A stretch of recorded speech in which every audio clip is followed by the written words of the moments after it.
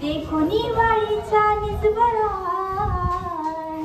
इंद्रासी पुत्र सुखाचा सोहळा कंठी निजतनाची माळा घातली गळा वाळीची मग त्या ठिकाणी असणारा इंद्रदेव सूर्यदेव यांना या पुत्रांकडे मुलांकडे पाहून आनंद झाला आणि आनंदाच्या भरामध्ये म्हणले काय केलं तुम्ही सांगा ना कुणाचा मुलगा कोण होता इंद्रदेवाचे मुलगा कोण होता वाली आणि मग इंद्रदेवाला आनंद झाला मग आनंदाच्या भरामध्ये अशी असणारी माला आपल्या पुत्राला परिधान केली ही माळा कुठेही तुला अपयश येऊ देणार नाही विजयी माळा असणारी त्या ठिकाणी विजयी माला आणि आनंदाच्या भरामध्ये इंद्रदेवानं वालीला परिधान केली हे माळा कंठी असता कृतांतासी युद्ध करिता श्रम नव्हे त्या वर्षे सत झुंजता निराहारता निरुदती काय काय त्या मालेचं असणारं माळेचं वैशिष्ट्य सांगितलं युद्धाच्या ठिकाणी पराजय कधीही प्राप्त होणार नाही समोरच्याने नुसती दृष्टी टाकली की सर्व शक्ती नाहीशी होईल एक आणि याच्यामुळे असणारं निरहारी शतवर्ष 100 वर्ष जरी युद्ध करावं लागलं त्या ठिकाणी पण अन्न न खाता तरी शक्ती नाहीशी होणार नाही अशी वरदमाला असणारी काय केली त्या ठिकाणी इंद्रदेवानं आणि वालीला त्या ठिकाणी परिधान केली सांगू लागले पुत्रा माझा तुला आशीर्वाद आहे नवे नवे ही माळ तुझ्या जी काही गळेमध्ये मी परिधान केलेली आहे याच्यामुळं तू विजयी होतील तुझ्या बरोबर कुणीही येणारा समोर जो काही असणारा शत्रू असेल तो त्या युद्धामध्ये टीक धरणार नाही त्याला पराजय प्राप्त होईल आणि ज्या ठिकाणी तू युद्धासाठी जातील त्या ठिकाणी तुला विजय प्राप्त होईल असा आशीर्वाद इंद्रदेव आणि वालीला देऊ लागले झुंजवी पाठी लागता बळी निराहारी निरुदती युद्ध काळी काही श्रमी नव्हेची वाळी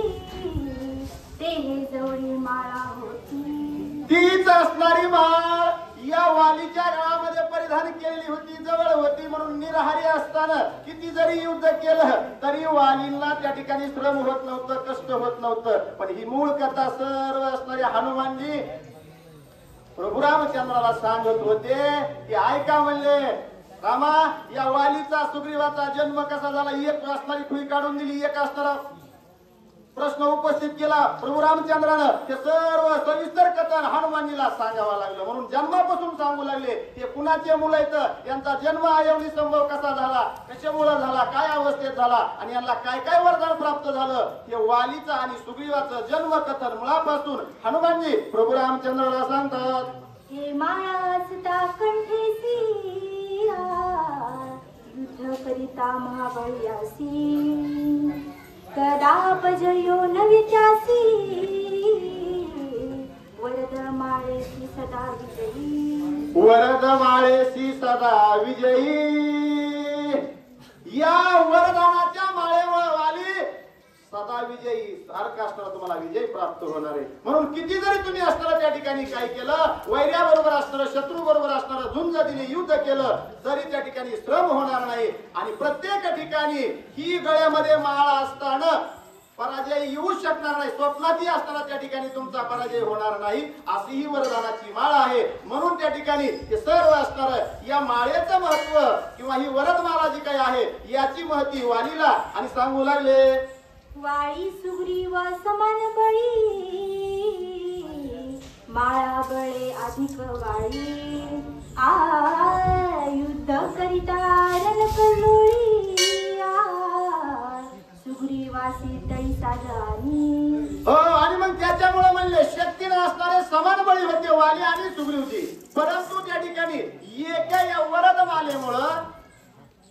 वाली असणारे शक्तिशाली होते म्हणून कधी जरी या बंधूचं त्या ठिकाणी युद्ध सुरू झालं तर मग त्या ठिकाणी सुग्रीवजीला काय करावं लागत होतं हारपात करावी लागत होती आणि वाली महाराज त्या ठिकाणी विजय प्राप्त करत होते म्हणून या वरदानाच्या माळेमुळे त्या ठिकाणी बलशाली शक्तिशाली अशी अवस्था वालीची होती म्हणून सांगतात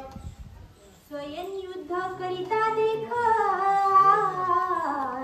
माळा शत्रूची अति अतर्क्य